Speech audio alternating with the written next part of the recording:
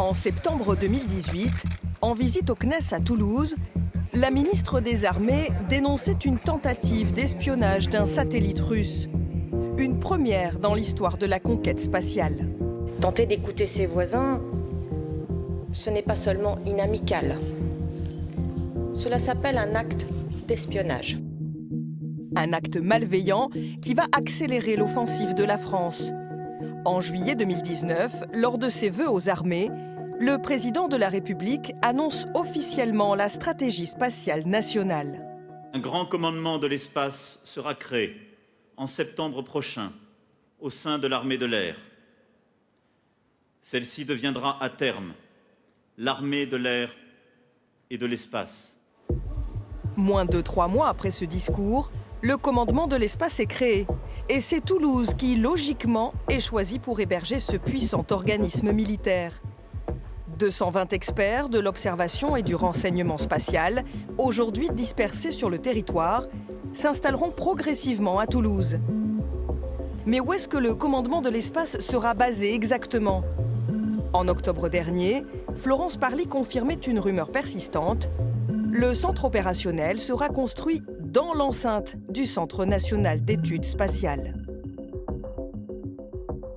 Alors pour l'instant, nous en sommes aux études, aucun bâtiment n'est encore sorti de terre, mais en attendant, le CNES héberge d'ores et déjà quelques militaires qui sont en formation auprès des opérateurs du CNES, et puis nous trouverons une solution transitoire, mais nous serons installés à proximité du CNES.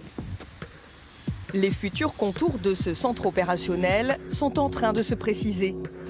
Il emploiera des moyens techniques modernes, comme le traitement massif de données, l'aide à la décision par l'intelligence artificielle, la réalité augmentée ou encore la connectivité. Sur les 1700 personnels du CNES à Toulouse, plusieurs centaines travaillent déjà sur des missions militaires. Nous avons un savoir-faire extrêmement fort, extrêmement marqué, notamment dans le domaine des opérations. Nous travaillons déjà avec les forces armées, mais c'est vrai que nous sommes là pour les accompagner dans leur montée en puissance. Et donc c'est dans cette logique de travailler ensemble, aussi bien sur le développement des systèmes que dans le domaine de leurs opérations, qu'on va accueillir et qu'on travaille aujourd'hui avec le commandement de l'espace pour préparer cet accueil sur le site de Toulouse. Des satellites espionnés, brouillés ou encore éblouis, ces menaces sont bien réelles. Et la France ne veut pas prendre de retard dans la maîtrise de l'espace. Ce centre de commandement, on l'aurait difficilement imaginé ailleurs qu'à Toulouse. La ville héberge des acteurs industriels indispensables, comme Airbus Defence and Space et Thales Alenia Space. Le constructeur de satellites fournit depuis 30 ans des instruments optiques de très haute résolution destinés au renseignement français.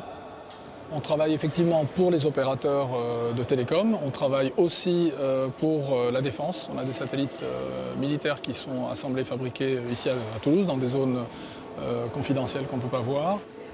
Les industriels sont donc en ordre de bataille dans cette course à l'armement spatial.